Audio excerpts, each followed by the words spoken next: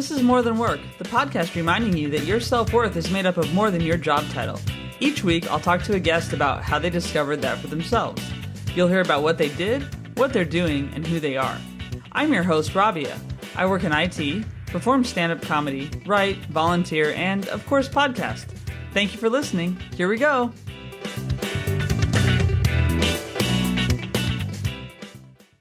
Hey everyone, so my guest today is Sharon Glassman. She's a designer, a songwriter, and the founder of Smile Songs, a musical greeting cards and gifts company. So I'm really excited to have her on More Than Work. Thanks for being here, Sharon. And where am I talking to you from today? You're talking to me from beautiful Longmont, Colorado.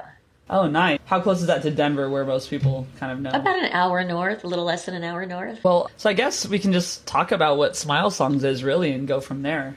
Sure. Smile Songs is a line of musical greeting cards and gifts. And I use QR codes to make my products sing instead of plastic chips, which makes them eco-friendly. So they're really nice to people and they're really nice to the planet. Nice. So people will get the card and have a QR code in there. On the front. It's all, I weave them into the design. So it lets me do things like create singing stickers and singing wall art and singing magnets. Because again, with the QR, it's this mighty little device where you can make it look seamless in the art, enough that people can find it, but not, sticking out too much. And then, it really makes things sing from your smartphone, sing from anything that has, that kind of technology, and it's really fun. Awesome. So when did you start using QR codes in your work? 2014, 2013, somewhere around there. I know when I started doing it, people said to me, some people got it right away, and some people said at that time, no one will ever use a QR code. No one ever. And it's always that funny thing about never, watch what happened. And so I was going on my way, really feeling in my gut that this was the right thing to be doing on any number of levels. And then sadly, because of COVID, but the world pivoted and all of a sudden QR codes were ubiquitous and people had taught themselves how to use them. And now here was this super fun way that makes you feel really good when you interact with the QR code. Yeah. I mean, I don't know. I'm just thinking it's so impressive that you saw that, because I remember when QR codes, I remember I was working, for a company that we were developing a mobile app. And so we used that, download the app here. But then it was there was a lot of education for people around, how do you get them to use the QR code? And then I think we were even saying, well, this isn't working. It was frustrating. But then, with COVID, it just it really took off. And I was like, oh man, the people who thought of this first were probably just going, see, we told you it's going to be useful one day, Yeah, I mean, the whole story of QR codes, if you'd like to nerd out a little bit, starts in the 70s in Japan in the automotive industry. And people were looking for a way to convey more information to a bar scanner. And so, if you think about a UPC barcode, and then they dimensionalized it. I mean, they say it's kind of three-dimensional. I'm not sure in what sense. I'm not that technological, but basically by turning it into a square, there are a couple of things. People complain that QR codes can be ugly and they can stick out, but the fact is they're supposed to, because that's what makes them so readable to the bar scanner. So it kind of came in that way. And then I think people started saying, well, now that we've got it doing this, what else can we do? What else can we read? And then of course, when iPhones, I think around 2017 really started becoming QR code friendly, then all of a sudden everyone had this technological relationship really readily available to them. And then it was, are they going to adapt it? Are they going to use it? And the answer is yes, they did. Yeah, absolutely. And with the phones, both the major, I would say, Google and Apple, and then you have everyone else, but, who makes the Android phones. But with them all kind of making it easy to do which by force but it's made it a lot better. So that's really cool. And did Smile Songs start out as just you doing greeting cards, or how did you decide to go into that? And we might want to go back further and just say, you are a songwriter and you are a musician and everything else. So I guess we can start with what you started with Smile Songs, but we'll be getting into all that too. Sure. So what happened was, like many performers, I'm an introvert. So I was playing at one of my favorite little spots, which is a cute little winery up here in the mountains. And someone came up to me after the show and said, wow, I really love your songs. And I really love your vibe, how you sort of energize the space. And they said, if only there was a way we could take you home and put you on the wall so we could hear your music every day and see the happiness you create. And I come from a creative services background before being a musician. And so customer service, client service, answering a need really resonated with me. And I thought, this is, it was a kind of casual statement, I think, on one level, but I was like, this is a really interesting request. Let me see what I can do. And so I started playing around with different things to see what they would do. And I quickly pivoted because initially the idea was, oh, okay, this person likes X song. I can illustrate it and I'll figure out a way to make it sing. But really what I started with, the first idea, to go back a little bit, I thought, oh, well, I guess what they're asking for is a music box. I'll take this song that they liked and I'll make this music box. And I started running down that road and quickly realized it was the wrong road for many reasons. But it occurred to me after a bit of research that when you think about a music box, it has that mechanical gear system on the inside. And really the box, as beautiful as it is just there to cover up the mechanical gear systems. And some cool catalogs will just send you the little, mechanical gear and you can put it on your desk or whatever. But a friend of mine said, I love you and I love your music and I love everything, but she goes, I don't like music boxes. I don't want a music box sitting on the shelf. And she was holding her phone. And I went, it was like one of those like aha moments. I went, oh, right. Mm-hmm. So our phones are today's music boxes, clearly. That's where we go to press a button on demand. We want to have that happy feeling. And so that was sort of where the QR code came in. And then at that point was going back to the products and saying, should it be posters? That's kind of cool. Should it be art prints? I made some singing t-shirts. I did a lot of things. And then really, again, going back to what makes people happy. What do people love? And greeting cards are something that people, rightfully, I think, adore. And so then that pivoted into the greeting card world and then back to stickers and art prints and magnets. Oh, that's great. Yeah, that's so cool. I do want to ask about your creative services background then, because I would say not everyone I know who's the songwriter would be able to go down this route and would be able to illustrate and then figure out the tech and everything else. So what were you doing before you had Smile Songs? Well, before I had Smile Songs, I had a hybrid career. I'm a voice actor for commercials, have been. Oh. The creative services part, this is going back a while, but I was in one of the corporate departments at MTV Networks back in the day. And I started adding music back then, but didn't feel that I could be the musician. So I was working in a department that essentially people would come in and say, I need an ad for this. I need a commercial for that. I need like the Video Music Awards magazine. I need that done. And so our department would collaborate. And I was more on the writing side at that point. But I seemed to be one of the first people in our department who said, well, hello, designer. Let's sit on the floor and see if we can create something that's bigger than the sum of just art and illustration. And that was so much fun. And then at a certain point I said, wouldn't it be fun to take these TV promos and add some music into them? And I happened to find a guy who played guitar on the sales team, and I wrote a song about Dobie Gillis for some reason. They were airing Dobie Gillis, and I forget what it was, but that was kind of my first, attempt to add music to things, and it was so much fun and made people smile so much that I think that planted the seed. And from there, I went to performing stories on stage around the country, and music began to creep into the stories I was telling. And all these things kind of came together with Smile Songs down the road here in Colorado, where I had these skills that were sort of waiting to be combined. And I taught myself digital illustration, and taught myself music production, and taught myself print production, taught myself a lot of things to make it happen. But it was really worth it. It was really I was like, this is what I'm meant to be doing. And all these things that I've done up till now really were almost like getting an education. Well, you're doing the kind of DIY I would prefer, which is like making your own art and sound production, everything, versus, if I had to put up a shelf or something. So that's cool. I mean, it's cool you taught yourself all that. So would you say you started out as a writer, but then you also had these like musical skills and other skills that were just adjacent to that? Or did you at some point early in your career think you were going to be more of a songwriter? Like, how did that work when you're writing for commercials or ads or whatever versus songs? It's such a great question. I mean, I started out as a kid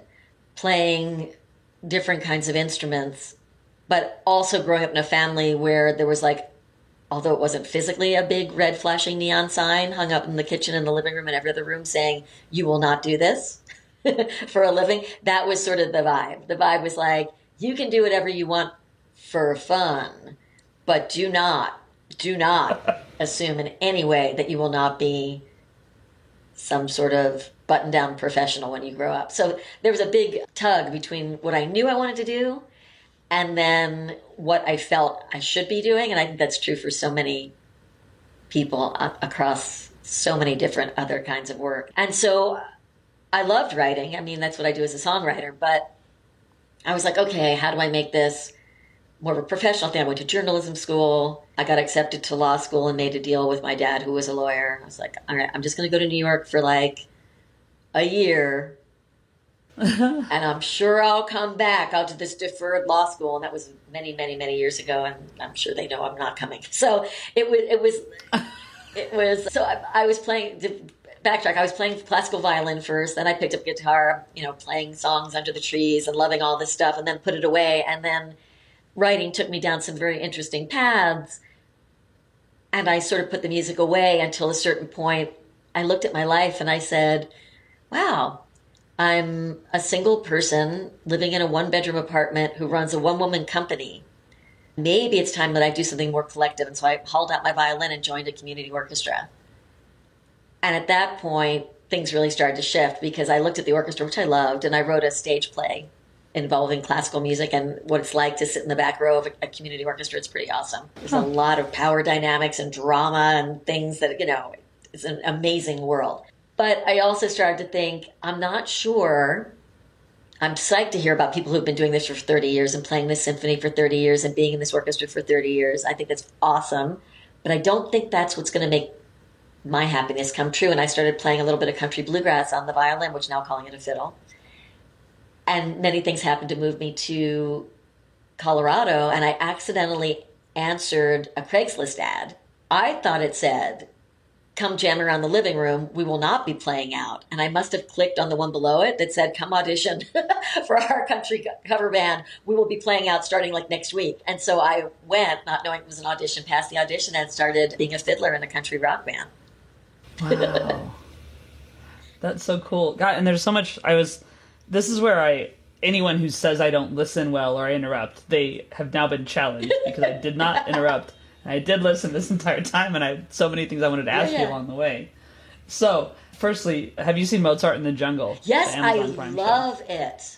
I definitely thought of it's a different experience than you wrote about, but I don't know, I thought of that right away. Like, you had an idea that has been on Amazon or and one. It was interesting. My play got optioned by a Broadway producer, and I can never decide if this is a good thing or a bad thing, but at a certain point I just said, we're not a good fit.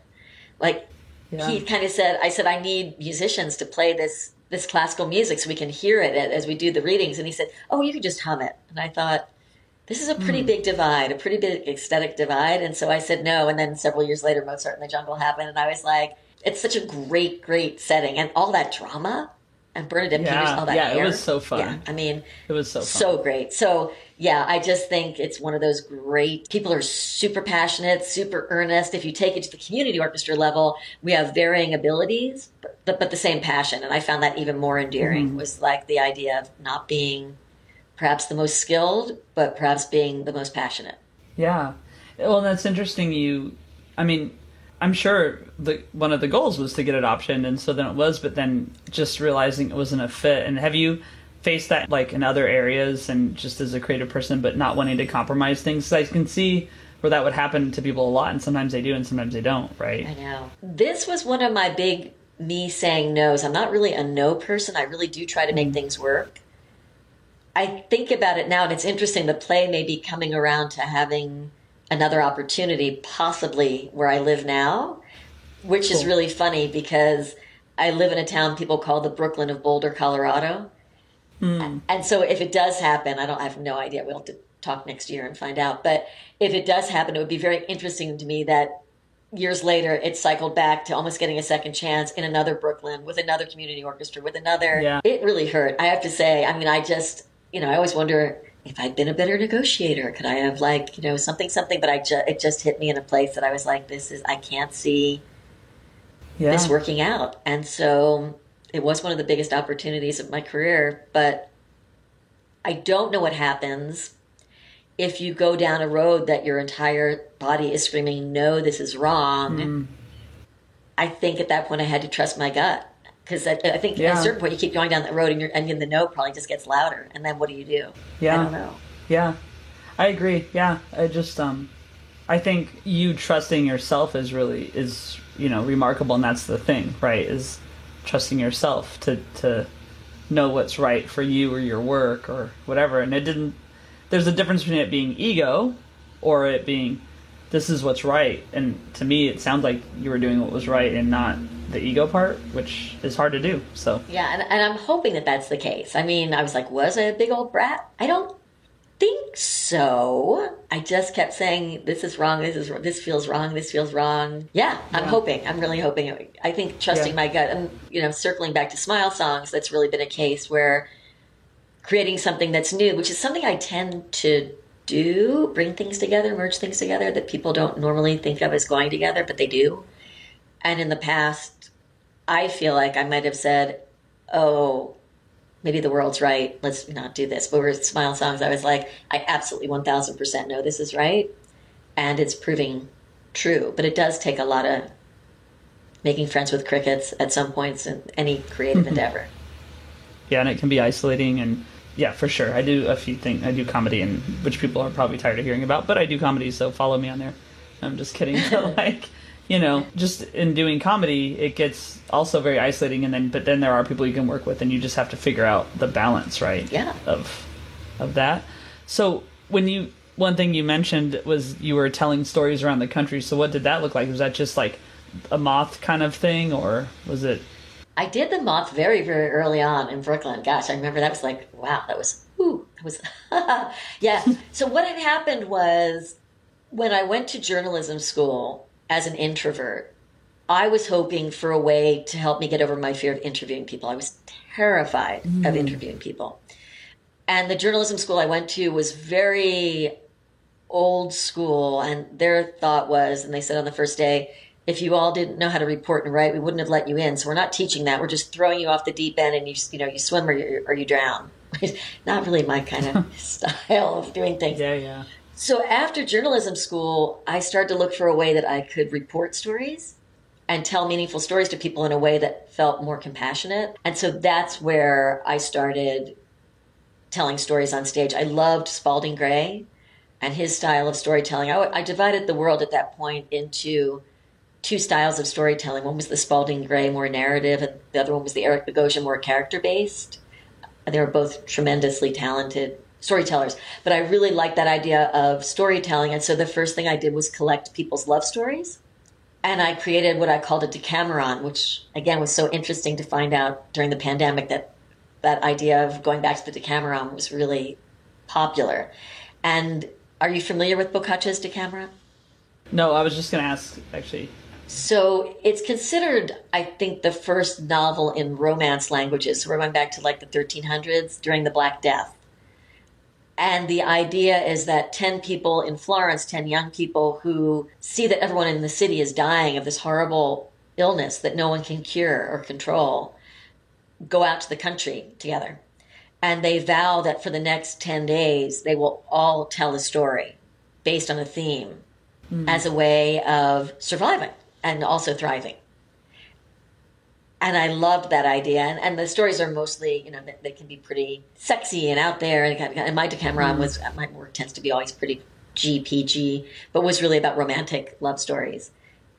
And so I toured that around for a while and created a radio piece from that aired on public radio. And then my next idea was to pursue the history of a woman I learned about in college. I'd spent a year in Italy named Laura Bassi, who was the first female professor of science or physics in Europe.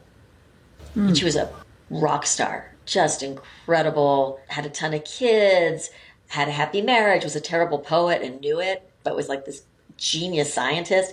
And so I did a piece about her, and then I went and interviewed women in physics in the U.S., contemporary women in physics in the U.S., and then ended up touring that piece around to universities for a couple of years. So I was just fascinated. And it's the same through line, I really feel like, with everything I do, is finding a story or a message or some way to communicate that makes people feel connected and celebrated for their best self. And that was super fun. Yeah. Oh, that's so cool. That's really cool. I like that. There's a show that is in England called Tales of Whatever, and they'll kind of do a theme, and then you do 5 or 10 minutes or something of a story, and it's such a different way of communicating your story. Like, it's so different because you write something very differently. I think so. I think you write some, for me, very differently to deliver it through spoken word or just orally anyway, versus if people are going to be reading it and then taking it on their own. Yes. And did you find that too, I guess? And I think it took a while to get to that place. I think you're just spot on that, because I used to love to write drafts of these, stage stories. And over time, I began to realize it's not, like you're saying, it's not the words, it's the communication. And that is different when you're speaking to people than when you're writing a book. Mm-hmm. Yeah, well, it's just awesome. So then when you ended up getting to Colorado and you auditioned for this bluegrass cover band and you're doing that, so is that the music project you mentioned a little bit ago that you're in now, or are you in a few of them? I'm in a different one. That project lasted a couple of years, and then I started my own band with a boyfriend who's now my husband, boyfriend, and he's also a fiddle player. So I pivoted from playing fiddle to playing guitar, and we've had different people with us over the years. And then I just recently started a project with one of the women who was in that early band. We're talking like over a decade ago. We re-met and started an all-woman project, I guess we'll call it Americana Grass, called 5 Foot Betty. And the tallest woman is 5'5", so that's why we're 5 Foot Betty. I'm 4'10". Oh, that's cute. Yeah. Oh, wow. Yeah. And that's just been tremendous. I've had a couple experiences of reconnecting with women that I've played with earlier after a big break, and we're all so grateful and so excited to be reunited. It's just one of the most joyful things that I do. And I play some of my Smile songs in those groups with more instrumentation and more voices, which is really fun. But it's great. And I just can't say enough great things about it. We're in that brand new honeymoon phase, so it's really exciting. Yeah. So are you guys on Spotify or anything like that yet, or have you recorded, or what are you doing right now with it? No, we're still in the living room. Like, you've caught us right at the very beginning. Right now we're doing these brunch collaborations in this really cool pop-up restaurant space downtown with a chef who is just this delightful creative chef. And our first project was a country brunch, and we did fried chicken and mashed potatoes and fried green tomatoes. And this one is an autumn brunch. And yeah, so we're just working on tunes for that. And then we'll probably start co-writing. And again, we'll probably have to talk again in a year and see what's happening. Yeah. But it's just great. We're working on our 3-part harmonies and all that kind of stuff for down the road. So we're in the woodshedding, but getting to eat phase, which is a really nice combination. That is a nice place to be. Well, especially if you're going to be at a brunch place. Right? Would be awful. They're like, yeah, you can't eat though, and we can't afford to. So. Right, exactly. Now, last time I got to eat mac and cheese with my fingers in the car on the way home, the little joys of life are ginormous. That was amazing. It was like the best. That's so cool.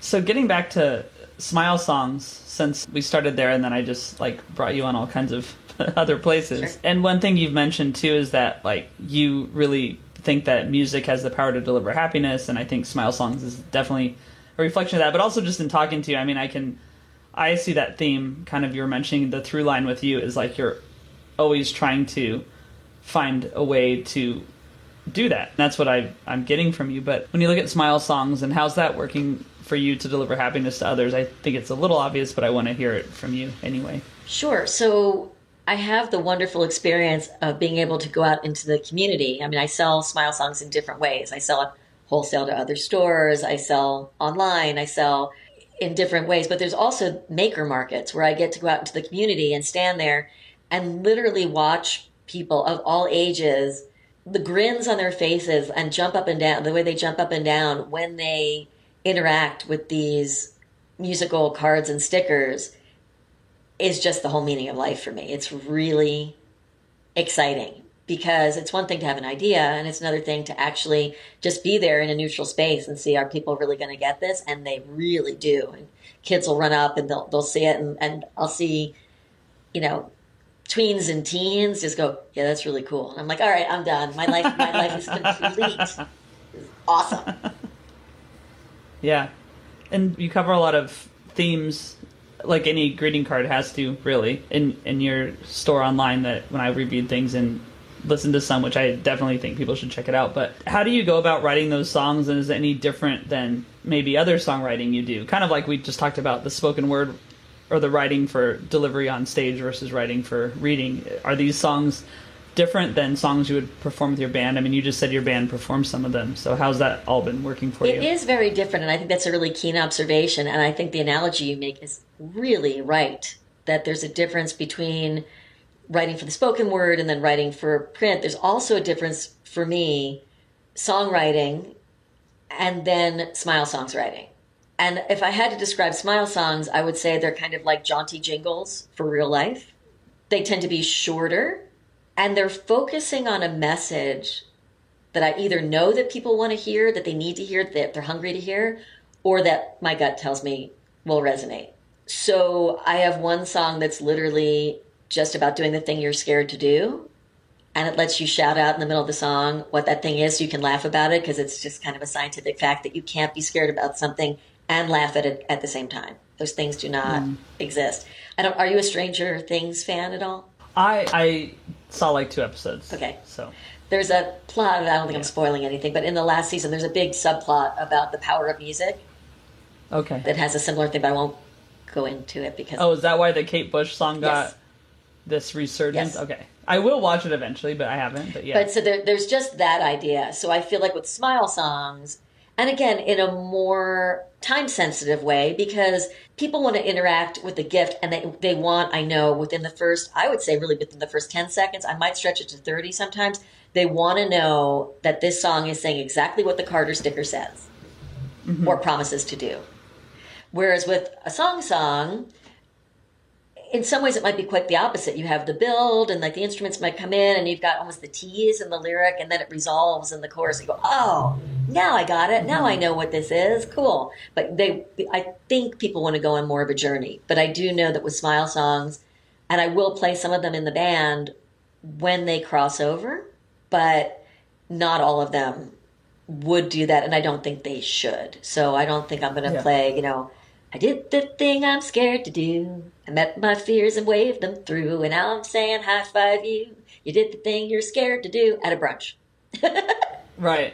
Yeah, they're like, okay. Yeah, like what? Why? What? But it's a different use for me of the powers of music. This one is more direct and more obvious, I think, in a good way that goes with that kind of experience, the greeting card, the sticker. And I've tried it other ways. And again, I was just recently at a maker market. I have a new card and sticker that has a wild child on it. It says wild child, there's a rainbow. And the first draft of the song kind of said, like, here's to the power of the wild child. And I immediately thought, the wild child wants a you.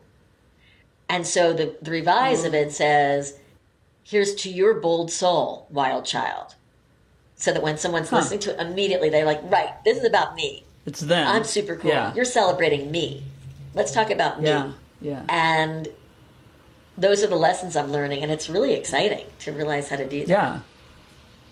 Yeah, and just to kind of, I mean, because it is a product too, right? Yes. Even though it's songs and it's art, but it's a product, and I think that's an interesting kind of merging of things too, in a way, right?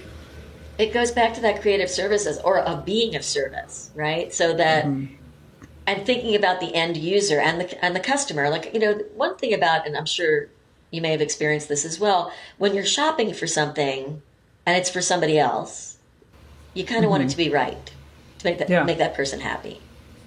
Yeah. So I feel that people are really looking for reassurance, as am I as a consumer. Like if I'm buying something, if it's for myself, I want it to fit or make me look good or whatever it is. If I'm buying it as a gift, I want it to make that other person happy. So how do I know that's going to do that? And especially when it's something different. So these are all the factors that go in. So it's creative, but it's also really kind of, like you said, a product. And so it needs to be a solid business thing. Yeah. That's really cool. And I just like how the way you do look at things. And why do you think it's this combination of things that makes people happy too, just in general? Because it's something you've put together, but you've thought through it over time. Yeah, I think the important thing for me is that smile songs, they sort of engage multiple senses. And what I say to people, and they nod their head, is that when we're happy in the real world, it's with more than one sense. So you might be feeling the breeze on your skin while you're tasting something delicious, while you're hearing something that makes you laugh. And so paper, we've always thought about as being something that, has a texture certainly, and has a graphic design on it, most greeting cards, and that would stop. But I was like, well, why not? Why not imitate or try to replicate as best I can the way happiness works in the real world by tapping multiple senses? And it really does seem to make people so happy, which makes me happy. Yeah, for sure. That's great. It's really cool. So one thing that I like to ask everybody is just, do you have any advice or mantra that you want to share with listeners? Wow. I'm looking at my Go with the Flow print right now. So I guess I'm gonna run with that, which is, I think that the path from A to B for any of us or all of us doesn't always go in a straight line. And I think the obstacles can also be invitations to just kind of redirect or see where that's going. It's like, wow, that was a really big obstacle. Huh, what's going on here? As opposed to trying to necessarily think that you know what the end point's going to be or how to get there. So yeah, I think it's just, kind of taking direction from the way things are going.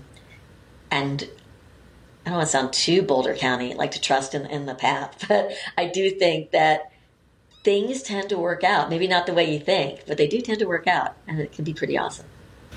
Yeah, just accepting that. Totally.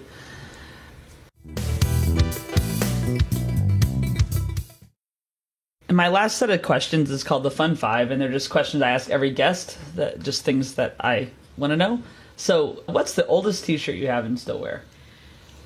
So all right, it's a two-part answer. The oldest t-shirt I have is a t-shirt I got when I moved to Boulder, Colorado, that was just the world's most perfect t-shirt. I don't know why. It was the softest. It was the cutest. It had like a wide bottom. It was amazing. And unfortunately, it has so many holes that I use it now to wipe my computer screen, so not really wearing it. But I love it. And if I could find another one. And then one of my t-shirts, that's the oldest one that I still wear, is one of my Introvert AF musical t-shirts. It has a QR code in the neck that actually sings an Introvert Power song. And it was when I was considering making t-shirts, which I opted not to do for environmental reasons and a lot of other reasons. But I love it to pieces. And so I work out in it most mornings. Nice. Yeah, and we didn't mention it. So just the environmental aspect of things. I mean, you definitely consider that in your work, and it's fine. I'll disrupt my Fun Five. This is one of the first times I've ever done this, but did you always have that sense of conservation and caring for the environment, or is it something that kind of happened as you moved to Colorado and we're in a different place? I think it's been with me as long as I've known that I've been alive. I just think it's something that I look at trees, I look at the grass, I look at the sky. There's so much beauty there, and yeah, I want to be as kind to the world as I can. Yeah, because I like the QR code thing too. I mean, you've like removed all this plastic and everything from the cards, and a lot of those cards, like over time, you just throw them away anyway. But yours, you could just have the QR code, so it's cool. So, all right. So the next question, though, if every day was really Groundhog's Day, like it seemed during the pandemic especially, but sometimes our lives are like that anyway, what song would you have your alarm set to play every morning? So not to be the difficult child, but no alarm, because that sound gets me, it's really overwhelming to me. Mm-hmm.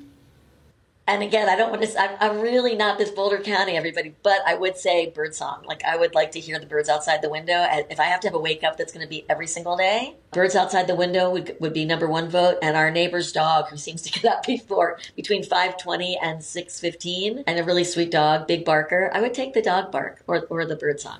Wow. Okay, cool. And coffee or tea or neither?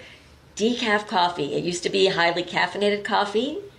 And then I'm doing this migraine elimination diet thing, so no caffeine anymore. Oh. But I tried tea for 6 months, and I got to tell you, even though it's decaf, I make the world's strongest no caffeine coffee, and it's amazing. Yeah, that's awesome. Okay, cool. And I hope it's helping Yeah. too. Can you think of a time that you just laughed so hard you cried, or just something that cracks you up when you think of it? I am a total sucker for Baby Shark. I love Baby Shark so much. Even talking about it makes me laugh. And I'm really lucky now we have a 3-year-old who lives next door, 2.5-year-old, and she's all about Baby Shark. So I've got we shark out. Nice. Okay, and the last one, who inspires you right now? Such a good question. I would say my neighbor, the 2.5-year-old definitely inspires me, but her dad is one of my big inspirations right now. One of the nicest people I've ever met. So lucky when you have neighbors who move next door and you're like, wow, this is awesome. He's a healer, but also a very practical person, genuinely kind, an amazing dad. Yeah, I'm lucky to have I think the world's best next door neighbor. Maybe yours is also awesome. So we can have a tie on that. Mine is not, so no. Okay. No, so that's actually really nice to hear. Yeah, mine are something. But that's what you get living in the city in a flat, you know? Oh, yeah. It's just kind of, yeah. Cool, that's great. So how do you want people to find you online, and where do you want them to go? Well, smilesongs.com is a great place to start. You can always reach out to me through the website. And I have a secret little code if you want 20% off on your first order. You can go to smilesongs.com/VIP. and sign up for the email list. I email very infrequently because I'm a terrified introvert who doesn't want to offend anybody, so it won't be too annoying. I am on Instagram at smile_songs. I think those are the two best places to find me. You'll probably find links to 5 Foot Betty somewhere floating in there. We're on the Insta, but again, we're brand new. But I'd say, yeah, the Smile Songs website and Insta at smile_songs are great places to find me. Okay, awesome. Well, Sharon, it has been an absolute pleasure to talk to you. I'm really glad we got a chance to meet, so thank you. Thank you, Ravi. This has been great. Thanks for listening. You can learn more about the guest and what was talked about in the show notes. Joe Maffia created the music you're listening to. You can find him on Spotify at Joe, Maffia. Rob Metke does all the design, for which I am so grateful. You can find him online by searching Rob, Metke. Please leave a review if you like the show, and get in touch if you have feedback or guest ideas. The pod is on all the social channels at More Than Work Pod or at Rabia Comedy on TikTok, and the website is morethanworkpod.com. While being kind to others, don't forget to be kind to yourself.